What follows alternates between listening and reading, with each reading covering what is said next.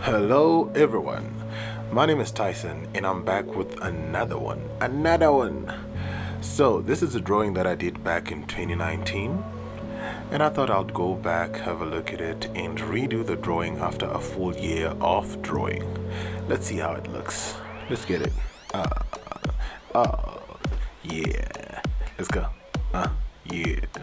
So guys, remember to subscribe to the channel, ring the notification bell so that you don't miss any of my videos going forward. So without further ado, let's check it out.